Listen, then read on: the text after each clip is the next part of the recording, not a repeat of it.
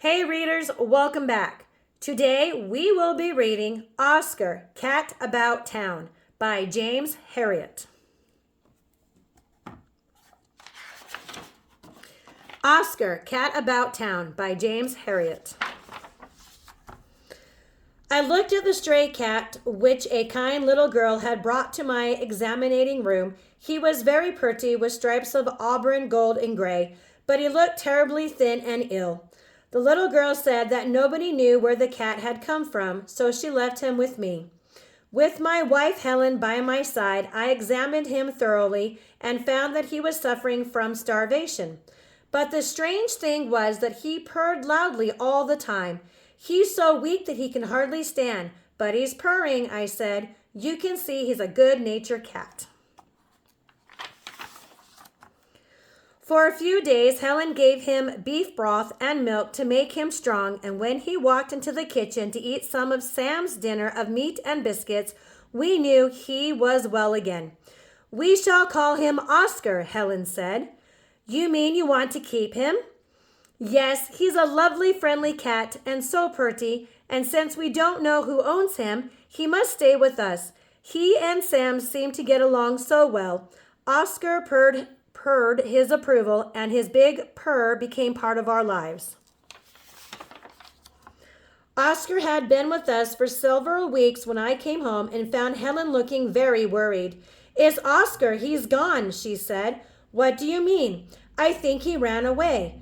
I became worried too because I knew he had run away from somewhere before we found him, and it made me sad to think that we might be going to lose our cat after we had grown so fond of him. In the darkness, Helen and I searched all over the garden and the lane behind the house.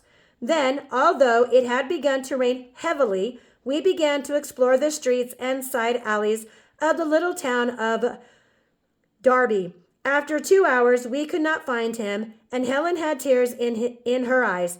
I think we better go home, Jim, she said. He's gone. I know he has. On our way home, we passed the brightly lit window of the Women's Institute Hall. I stopped suddenly. I think I can see our Oscar in there, I cried. We both peered in through the window, and to our delight, we could see our cat among the ladies. We ran inside. There was a hat-making competition in progress. Various ladies were lined up, wearing some very original and pretty hats.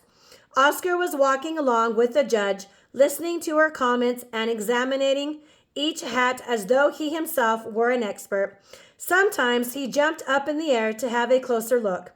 When we were able to reach Oscar, he was delighted to see us and purred and rubbed around our legs.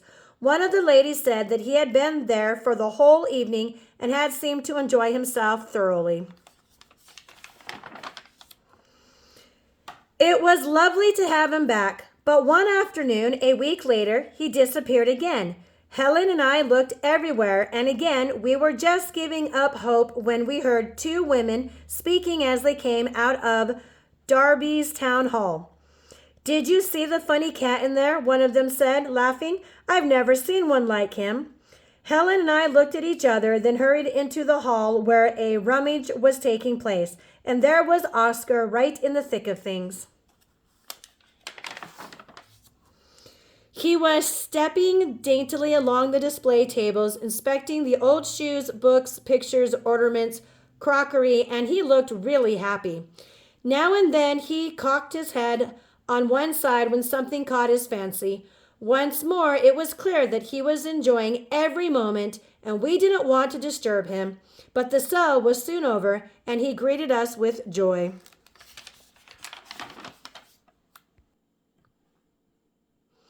When he went missing again on the following Saturday, we were not so worried because we knew he would be at some gathering. Darby's school is playing Wickley's school at soccer today, Helen said. We rushed around to the soccer field, and as we expected, Oscar was there among the spectators, running along the line, following the ball, jumping up and down at the cheering. We let him enjoy himself for a while before bringing him home, and then we had a chat by the fireside.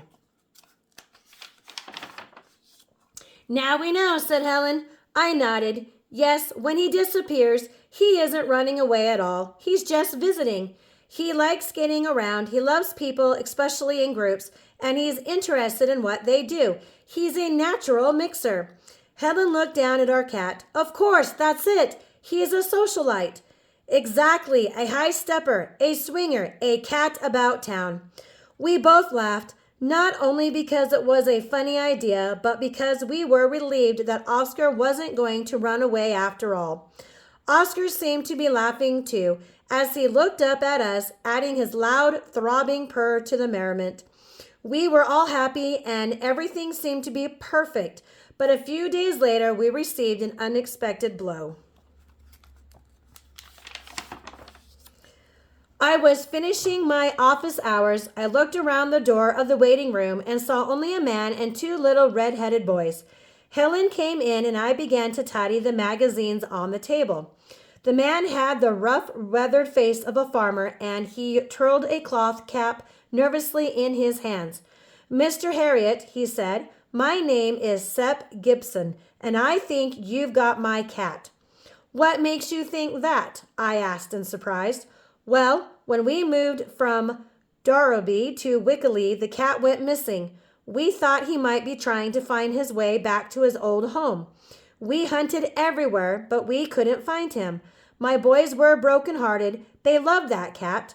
But why do you think we've got him? Well, my boys were playing soccer here last week, and they are sure they spotted him watching the game. He always liked to be with people, go to meetings and social events, so I just had to come and find out. This cat you lost, I asked. What did he look like? Sort of tabby, but with gingery stripes. He was very handsome. My heart thumped. That sounded very like Oscar. I could see that Helen was worried too. Just a moment, she said. Oscar's in the kitchen. I'll bring him through.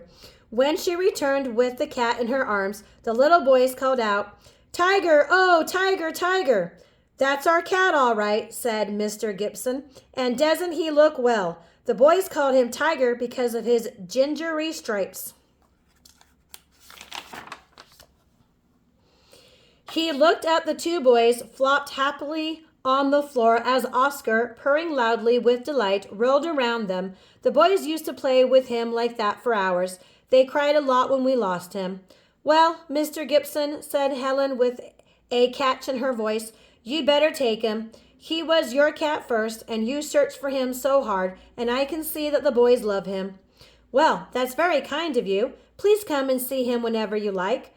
Wickley is only 20 miles away. He picked up Oscar and left.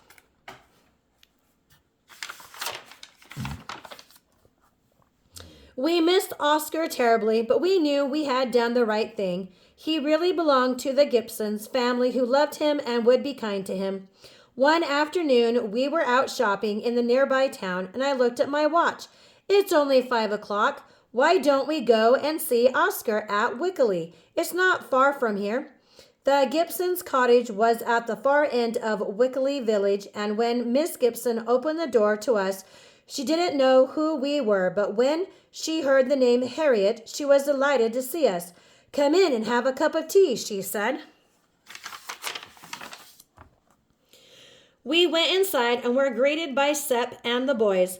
As Mrs. Gibson busied herself with the kettle, we looked eagerly around the room for Oscar, and within a few moments he trotted in. He took one look at Helen, then jumped onto her lap and rubbed his face against her hand. He knows me, he knows me, Helen cried in delight. Yes, Sep said. We were kind to him. You were kind to him, and he'll never forget you, and we won't either. I tickled the cat's cheek as he lay curled happily on Helen's lap. However, after about half an hour, he gave her a final rub and purr, then jumped down and trotted from the room into the back garden. Mrs. Gibson laughed. He still goes visiting. Let's see, Thursday, isn't it? That's when he goes to the brass band practice at the village hall. It's just next door, and he slips through the hole in the hedge. Oh, let's go and see him, Helen said. We'll pop round there when we finish our tea, said Mrs. Gibson.